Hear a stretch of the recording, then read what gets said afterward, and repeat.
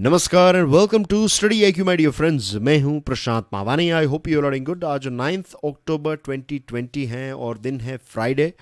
आज हमारे टेबल के ऊपर एक बहुत ही इंपॉर्टेंट स्पेशल टॉपिक है, जीएसटी के साथ जुड़ा हुआ ये टॉपिक है। लेकिन उससे पहले डियर फ्रेंड्स, स्टडी आईक्यू की टीम ने मिलकर एक स्मार्ट कोर्स डिज़ाइन किया है। ये स्मार्ट कोर्स सिविल सर्विसेज की एग्जामिनेशन के लिए हैं। आपकी प्रीलिम्स और मेंस दोनों एग्जामिनेशन में, दोनों पड़ावों में आपकी बहुत मदद करेगा ये स्मार्ट कोर्स। 16 अक्टूबर तक इसके ऊपर ईएमआई की ऑफ़र भी चल रही है। तो अगर आप ईएमआई के बारे में ज़्यादा जानना चाहते हैं, स्मार्ट कोर्स के बारे में ज़्यादा जानना चाहते हैं, और you have to do is download our mobile application.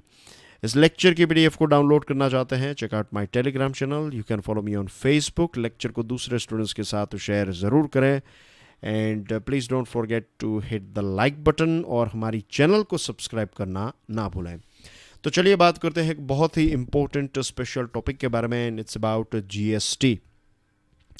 आप सब जानते हैं कि यहाँ पर मैं बात कर रहा हूँ राज्य सरकार की, right. You can read the line here. The current state of state government finances is bleak.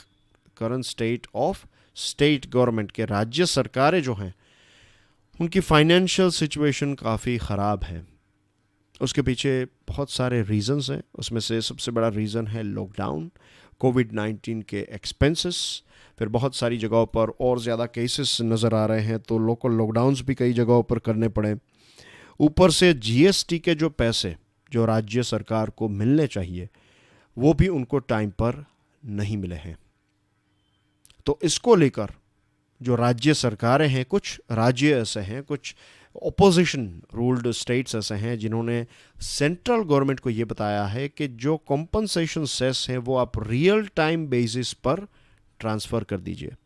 होता यह है कि जो सेंट्रल गवर्नमेंट है ये सारा टैक्स जो है वो कलेक्ट करती है और फिर 2 महीने के बाद ये पैसे जो हैं वो स्टेट्स को दिए जाते हैं। तो ऐसी चीज़ ना हो, इसकी वजह से ऐसे बहुत सारे इश्यूज़ हुए हैं और ये पहली बार नहीं है। इससे पहले कोविड-19 के पहले की बात है, 2019 की बात करें तो सरकार ने जो पैसे, सेंट्रल गवर्नमेंट ने जो स्टेट्स हैं उनको पैसे देने में बहुत डिले किया था। तो ये डिले जो है ये एक्सेप्टेबल नहीं है। तो यहाँ पर एक बहुत ही अच्छा सजेशन राज्य सरकारों ने दिया है कि रियल टाइम बेसिस के ऊपर अगर 100 रुपये डिपॉजिट हुए और उस 100 रुपये में से अगर 50 रुपये स्टेट्स के हैं तो वो फटाफट उसी टाइम पर डिस्बर्स हो जाए। क्योंकि अब तो जो सेस हैं, सेस जो कलेक्ट किया जाता है, ये सेस तो जो अलग अलग चीज़ों के ऊपर, education cess and sanitation cess etcetera, ये सारा सेस जो है वो सेंट्रल गवर्नमेंट कलेक्ट करती है। इसमें से तो सेंट्रल गवर्नमेंट कुछ भी पैसे स्टेट्स के साथ शेयर नहीं करती है या फिर शेयर करने की का लो भी नहीं है। मीन्स ये सारे पैसे जो हैं वो सेंट्रल गवर्नमेंट के हैं। तो सेंट्रल गवर्नमेंट को तो पैसे सेस में से मिल जाएंगे, लेकिन फिर राज्य हैं जो, उनका क्या होगा।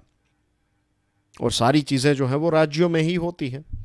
फॉरेन और डिफेंस और इन सारी चीज़ों को छोड़ दे तो जो इन्वेस्टमेंट भी देश में आता है वो इवेंचुअली तो किसी राज्य में होता है, किसी टाउन में होता है, किसी शहर में होता है, किसी गांव में होता है।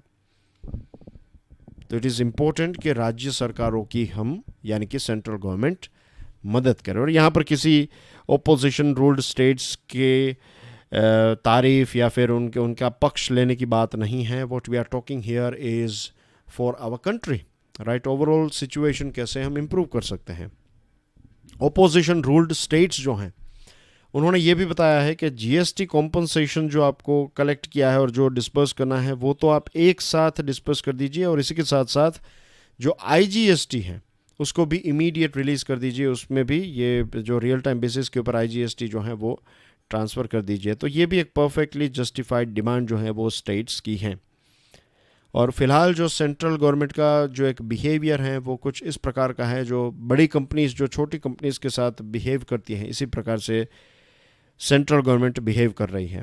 क्या होता है कि जब कोई छोटा व्यापारी है वो बड़ी कंपनी को, लेट्स से रिलायंस को, राइट, कोई सामान पहुंचा रहे हैं आप, तो रिलायंस तय करेगी टर्म्स एंड कंडीशंस। रिलायंस आपको बताएगी कि 1 महीने की क्रेडिट आपको प्रोवाइड करनी पड़ेगी या फिर 3 महीने की क्रेडिट आपको प्रोवाइड करनी पड़ेगी, तो भी आप हंसी खुशी प्रोवाइड करेंगे।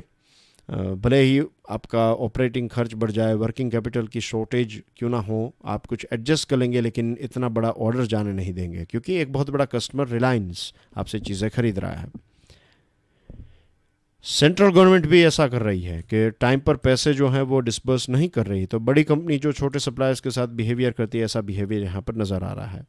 10 ऐसे राज्य हैं जिन्होंने दोनों ऑप्शंस सेंट्रल गवर्नमेंट ने जो उनके सामने रखे थे, ये दोनों के दोनों ऑप्शंस को रिजेक्ट किया है। और ये 10 राज्यों ने ये बताया है कि सेंट्रल गवर्नमेंट खुद पैसे बोरो कर ले और ये पैसे बोरो करने के बाद हमें प्रोवाइड कर दें। They could explore legal options. 12 अक्टूबर को एक बहुत ही इंपॉर्टेंट मीटिंग, जीएसटी काउंसिल की मीटिंग होने वाली है और उस टाइम पर ऐसा लग रहा है कि अगर चीज़ें सॉल्व नहीं हुई तो ये 10 राज्य जो हैं वो लीगल ऑप्शन की तलाश में हो सकता है कि कोर्ट्स के दरवाजे खटखटाए। तो ऐसी सिचुएशन जब भी होती है तो क्या किया जाना चाहिए या फिर क्या किया जाता है? देखिए, जीएसटी काउंसिल जो है उसमें एक कंसेंसस से डिसीजन लिए गए हैं। अगर कोई इश्यू है फॉर एग्जांपल, तो आप वोटिंग का भी ऑप्शन ऑप्ट कर सकते हैं। तो इसके ऊपर अगर वोटिंग की जाएगी तो 10 राज्य इसके विरोध में हैं और बाकी के जो राज्य हैं और सेंट्रल गवर्नमेंट को आप मिला ले तो आराम से सेंट्रल गवर्नमेंट के पास एक मेजॉरिटी है जीएसटी काउंसिल में। तो जीएसटी काउंसिल में अगर उनको मेजॉरिटी वोट्स मिल जाते हैं तो फिर जो सेंट्रल गवर्नमेंट चाहती है वही होना चाहिए, क्योंकि पहले से ही ये सारी चीज़ें तय की गई थी। लेकिन रियलिटी जो है वो डिफरेंट है। सिर्फ वोट से आप बाकी के राज्यों की जो डिमांड है उसको कंसिडर नहीं करते हैं, तो that is also not right. ये जीएसटी काउंसिल जो है ये एक बेस्ट एग्जाम्पल होना चाहिए फेडरल कोऑपरेटिव फेडरलिज्म का, कि जो हमारा संघीय ढांचा है उसका एक बेस्ट एग्जाम्पल के तौर पर, क्योंकि बहुत सारी ऐसी चीज़ें हैं जिसमें हमें जीएसटी काउंसिल टाइप ऐसे काउंसिल्स बनाने होंगे जिसमें स्टेट और सेंट्रल गवर्नमेंट एक साथ मिलकर काम करें। तो इस पर्टिकुलर टॉपिक में जो मेन चीज़ है वो यही है कि हम एक अलग से एक डिस्प्यूट रेजोल्यूशन मैकेनिज्म तैयार करें, एक ऐसी बॉडी बनाएं जो बॉडी एक्सपर्ट से भरी हुई हो। ये एक्सपर्ट बॉडी जो है वो पॉजिटिव्स और नेगेटिव्स, अगर कोई भी डिस्प्यूट जीएसटी के साथ जुड़ी हुई कोई भी बात ऐसी है जिसमें जीएसटी काउंसिल जो है वो डिसीजन लेने में थोड़ी डिफ़िकल्टी फेस कर रही हैं, थोड़े ओपोजिशंस आ रहे हैं, ऐसी चीज़ें हैं, तो फिर सारा ये जो मैटर है ये एक्सपर्ट बॉडी को दिया जाना चाहिए। ये एक्सपर्ट बॉडी जो है वो पॉजिटिव्स एंड नेगेटिव्स को देखेगी, अपना ओपिनियन जो है वो जीएसटी काउंसिल को देगी। भले ही फाइनल डिसीजन जो है वो जीएसटी काउंसिल ले, लेकिन एक बाहर की मीन्स एक बॉडी ऐसी जो डायरेक्टली जीएसटी काउंसिल के तहत काम नहीं करेगी, लेकिन इंडिपेंडेंटली अगर सारी चीज़ों के पॉजिटिव्स एंड नेगेटिव्स को देख लेगी ये, तो जीएसटी काउंसिल के पास एक फ्रेश व्यू पॉइंट होगा। फिर भले ही जीएसटी काउंसिल इसके ऊपर जो भी डिसीजन ले, मेजॉरिटी वोट से डिसीजन ले या फिर कंसेंसस से ले, ये जीएसटी काउंसिल के ऊपर डिपेंड करता है और उनके मेंबर्स के ऊपर डिपेंड करता है, लेकिन ये एक बहुत ही अच्छा सॉल्यूशन यहाँ पर दिया गया है। आपको फ्यूचर में ख़ास करके मेंस एग्जामिनेशन में ऐसा प्रश्न भी पूछा जा सकता है कि हमने देखा है कि जीएसटी कॉम्पनसेशन सेस को लेकर राज्यों और केंद्र सरकार के बीच में बहुत सारे हमें इश्यूज देखने को मिले हैं। तो इस प्रॉब्लम को सॉल्व करने के लिए आप क्या रिकमेंडेशन देते हैं? तो इसमें से एक रिकमेंडेशन आपका हो सकता है सेपरेट डिस्प्यूट रेजोल्यूशन मैकेनिज्म। एक अलग से एक बॉडी बनाई जाए जो जीएसटी काउंसिल को positives and negatives, basically GST council को एक्सपर्ट एडवाइस देने वाली एक बॉडी बने, जिसके मेंबर्स जो हैं वो फाइनेंस कमीशन के व्यक्ति हो सकते हैं या फिर एक्सपर्ट्स जो फाइनेंस और पब्लिक फाइनेंस, लीगल एक्सपर्ट्स, ऐसे लोग जो हैं वो इसके मेंबर बन सकते हैं। Moving on to next item, positive agenda for Quad. अब क्वाड की बात करें, आप सोच रहे होंगे ये तो जियोपॉलिटिक्स के साथ जुड़ा हुआ टॉपिक है। नॉट एट ऑल, ये सिर्फ जियोपॉलिटिक्स के साथ जुड़ा हुआ टॉपिक नहीं है, ये ग्लोबल ट्रेड के साथ भी जुड़ा हुआ एक बहुत ही इम्पोर्टेंट टॉपिक है। अब क्वाड जो हैं इसमें 4 देश हैं, फ्लैग्स आप देख सकते हैं, यूएसए, उसके बाद है जापान, उसके बाद है हमारा देश भारत, और जो लास्ट फ्लैग हैं वो हैं ऑस्ट्रेलिया का फ्लैग। तो इंडिया और चाइना एक दूसरे के साथ अपनी बॉर्डर शेयर करते हैं। अक्साई चीन एरिया में इलीगल ऑक्यूपेशन है चाइना का। जापान के साथ भी टेरिटोरी को लेकर इश्यूज चल रहे हैं। और ऑस्ट्रेलिया ने जब ये बताया कि कोविड-19 का ओरिजिनेशन कहाँ से हुआ, इसके ऊपर रिसर्च होनी चाहिए, तो चाइना ने खुले तौर पर ऑस्ट्रेलिया को धमकी दे दी कि हम आपसे चीज़ें नहीं खरीदेंगे एंड थिंग्स लाइक दैट। और ये जो हुआवे हैं 5G को लेकर जब यूएसए ने डिसीजन लिया तो ऑस्ट्रेलिया ने भी ये डिसीजन लिया कि वो भी हुआवे को बैन करेंगे, तो इससे भी काफ़ी चाइना नाराज़ हो गया है। तो और यूएसए और चाइना के बीच में तो जिस प्रकार से ये ट्रेड वॉर चल रहा है, तो इसके बारे में तो हमने कई सारी बातचीत कर ली है, तो उसकी डिटेल्स में मैं नहीं जा रहा हूँ। तो बेसिकली ये 4 देश जो हैं ये चाइना के एग्रेसिव बिहेवियर से परेशान हैं, और चाइना का एग्रेसिव बिहेवियर ऐसा है कि जिसको हम इग्नोर भी नहीं कर सकते। तो क्वाड जो हैं, ये क्वाड का जो ग्रुप है, ये क्वाड ग्रुप गलत नहीं है, अच्छा ग्रुप है, लेकिन इनका जो एजेंडा है वो पॉजिटिव नहीं है, राइट। इनका फिलहाल सेकंड मीटिंग हुई थी अभी टोक्यो में, तो इनका जो एजेंडा है वो चाइना को कंट्रोल करने के ऊपर ज़्यादा है। इनका एजेंडा जो है वो इससे बड़ा होना चाहिए। ये बिग पिक्चर इनको देखना पड़ेगा, जिसमें connectivity, infrastructure development, security including counter terrorism, cyber and maritime security और हेल्थ कोऑपरेशन। ये कुछ ऐसे बड़े बड़े पॉइंट्स हैं जिनके ऊपर अगर क्वाड देश फोकस करे। चाइना का एग्रेसिव बिहेवियर तो है ही, लेकिन पॉजिटिव चीज़ें जैसे कि कैसे ये 4 देश मिलकर एक रेजिलियंट सप्लाई चेन बना सकते हैं। जब ये 4 देश एक रेजिलियंट सप्लाई चेन बनाएंगे तो दुनिया के बहुत सारे छोटे बड़े देश जो इंडो पैसिफिक रीजन में जो हैं, राइट, इंडो पैसिफिक यानी कि हिंद महासागर और प्रशांत महासागर के साथ अपनी बॉर्डर शेयर करने वाले जितने भी देश हैं, तो इसमें पूरा एशिया आ गया, ऑस्ट्रेलिया हैं, अफ्रीका के बहुत सारे देश हैं, north America, south America, right. तो इतने सारे कॉन्टिनेंट्स भी आ गए और कितने सारे छोटे छोटे आइलैंड नेशंस हैं।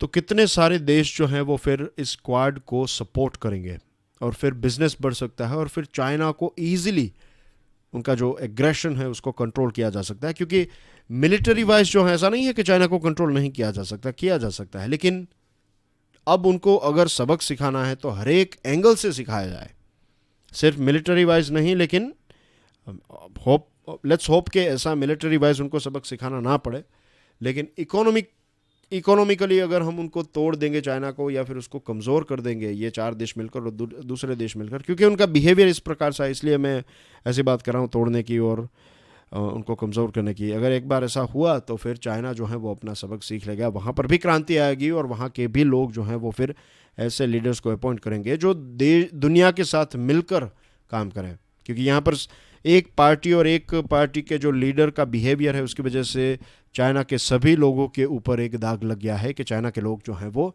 इस प्रकार का बिहेवियर रखते हैं। रियलिटी ऐसे नहीं होती है, जनरलाइजेशन हम नहीं कर सकते, लेकिन ये भी एक सत्य हकीकत है कि चाइना का बिहेवियर जो है उसको, चाइना एज ए कंट्री का जो बिहेवियर है, उनकी सरकार का जो बिहेवियर है उसको नज़रअंदाज नहीं किया जा सकता।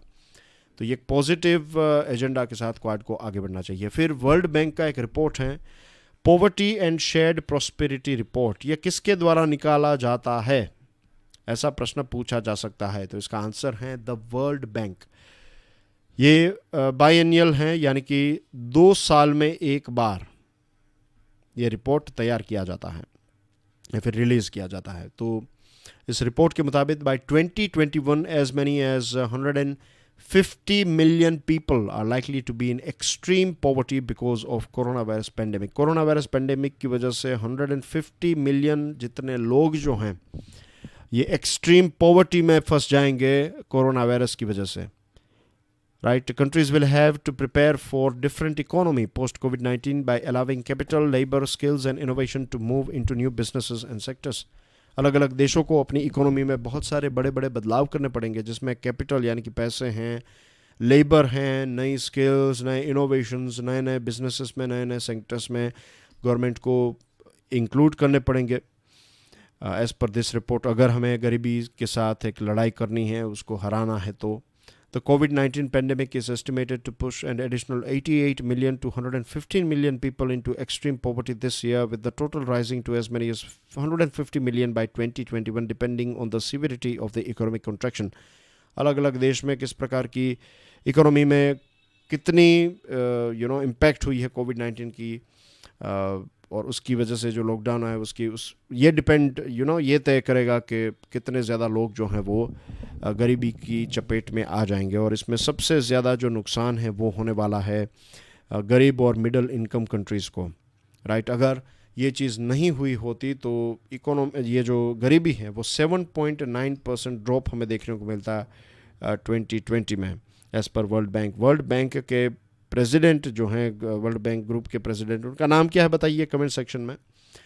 This is very easy question for you guys, तो बताइए who is the president of world bank. तो उन्होंने ये बताया है कि ये जो दुनिया की पॉपुलेशन है 1.4% जितनी पॉपुलेशन एक्सट्रीम पॉवर्टी की चपेट में आ जाएगी। और सबसे ज़्यादा जो है वो ख़ास करके गरीब देशों में, लगभग ये टोटल जो है 150 मिलियन लोग की बात जो हो रही है, तो इसमें से 82% जो है वो मिडिल इनकम कंट्रीज़, जैसे कि भारत भी हमारा एक देश है। भारत एक ऐसा देश है जिसमें एक्सट्रीम पुअर की बात करें तो दुनिया के सबसे ज़्यादा एक्सट्रीम पुअर जो है वो हमारे देश में रहते हैं। और वर्ल्ड बैंक के पास फ़िलहाल भारत को लेकर कोई अच्छा डेटा अवेलेबल नहीं है।